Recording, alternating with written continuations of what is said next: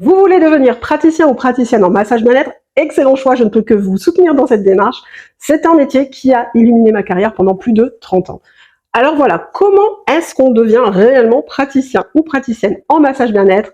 Je vais tâcher de répondre à cette question dans cette vidéo. Avant de commencer à vous présenter les 3 principales voies qui vont vous mener à la pratique du massage bien-être, je dois vous avertir que même si depuis peu de temps cette profession est rentrée au répertoire des métiers, donc petite reconnaissance administrative, aucun diplôme n'est obligatoire pour exercer le massage bien-être. Partant de là, commençons tout de suite la présentation de la première voie de formation.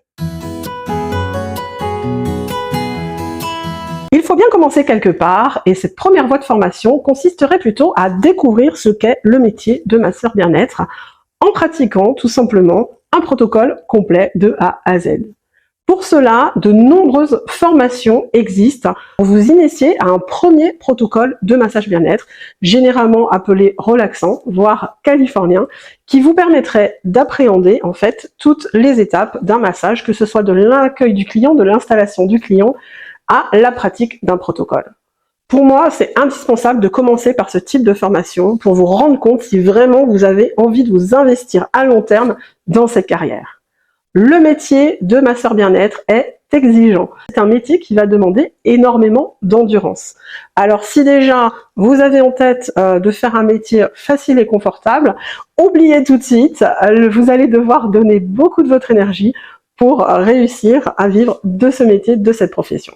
Où trouver ces formations? Alors ces formations, vous allez majoritairement les trouver sur les réseaux sociaux comme Facebook, tout simplement parce qu'elles n'émanent pas d'écoles agréées, mais de formateurs indépendants. Ce sont certainement des praticiens en massage bien-être qui ont envie de vous partager leur méthode, leur passion, en vous apprenant ce qu'eux-mêmes ont appris.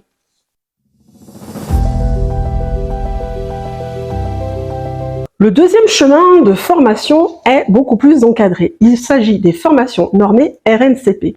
C'est-à-dire qu'à la fin de votre cursus, vous aurez une certification. Cette certification est reconnue, elle remplace un diplôme d'État. Vous allez apprendre à accueillir et installer une cliente, à recueillir sa parole, à lui conseiller le meilleur protocole, mais également à entretenir les lieux, à respecter les normes d'hygiène. Et un module est même prévu pour apprendre tout simplement à aller chercher des clients, à les fidéliser, à créer des partenariats, etc.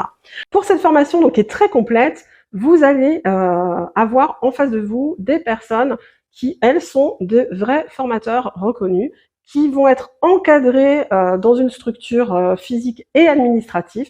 Et bien souvent, ces formations qui, l'inconvénient, elles vont être assez onéreuses, par contre, peuvent être prises en charge par Pôle emploi ou les OPCO, enfin, et même les CPF, selon votre situation personnelle. Donc, une approche du massage beaucoup plus professionnelle pour les entrepreneurs, également tournée un peu vers le domaine du spa. Et c'est un peu là que je pense cette formation pêche pour moi, c'est-à-dire qu'on va vous former sur environ 5 techniques manuelles à la mode.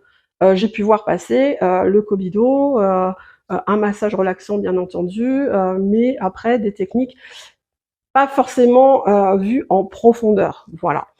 Ça reste mon avis, c'est ce que j'ai pu observer, c'est ce que j'ai pu étudier sur les différentes formations qui étaient proposées.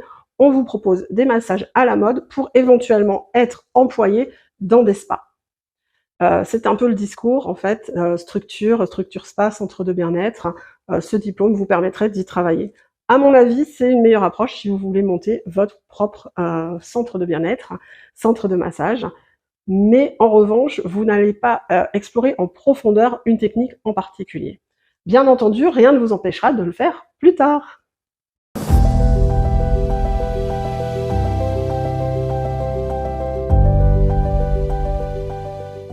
La troisième voie est peut-être la plus surprenante, mais est celle que j'ai choisie, ou du moins par laquelle je suis arrivée au massage.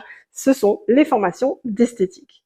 Alors, lorsqu'on regarde TikTok aujourd'hui, on peut se demander où est le métier d'esthéticienne, mais il faut savoir qu'à la base, c'est un vrai métier manuel d'artisanat sanctionné par de réels diplômes d'État. Donc en gros, c'est la seule formation qui va vous permettre d'avoir un diplôme d'État. Ça commence au CAP, ça peut aller jusqu'au BTS.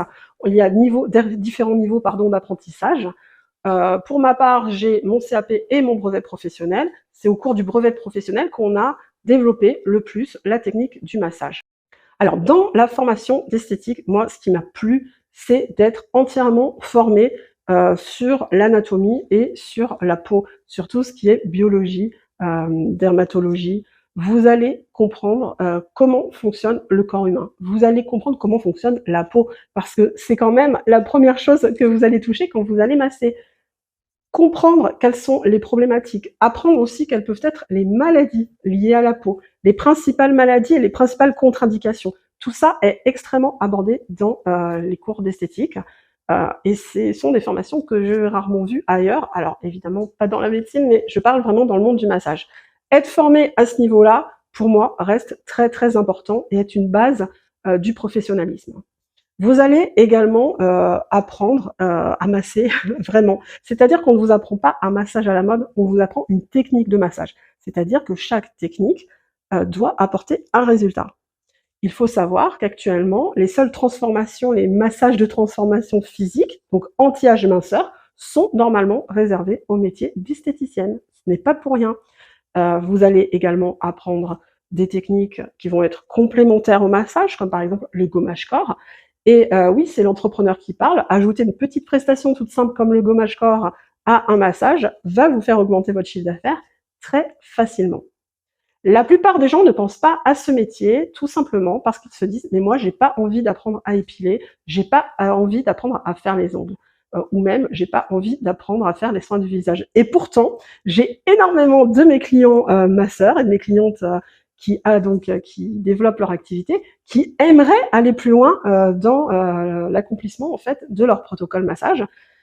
Eh bien, parfois, juste 1 an de CAP d'esthétique peut débloquer beaucoup de choses sur la compréhension et la pratique. Alors, vous allez dire, j'en fais peut-être un petit peu trop, mais voilà, moi je suis convaincue que cette filière-là est l'une des meilleures pour pratiquer le massage bien-être. Alors, est-ce que cette filière va correspondre à tout le monde? Je ne sais pas. Moi, elle m'a réussi. Ça m'a permis d'abord d'énormément pratiquer en tant que salarié dans des centres de thalassothérapie, dans des spas, vraiment de développer plusieurs pratiques, de pouvoir aller me former également assez facilement. Et ensuite de pouvoir m'installer et dans un dernier temps de pouvoir accompagner des entrepreneurs du massage bien-être à développer leur propre activité. C'est grâce à ce métier-là, à la base, extrêmement complet, que j'ai pu accomplir tout ça. Maintenant, ce n'est peut-être pas le chemin de tout le monde, à chacun de trouver le sien. Moi, je serais très curieuse de lire dans vos commentaires, vous, quelle a été votre voie et qu'est-ce qui vous réussit le mieux. Est-ce que vous pensez avoir des lacunes, des carences liées à votre formation? Je vous laisse exprimer tout ça en commentaire, je serais ravie de vous lire. À très bientôt et merci de m'avoir suivi.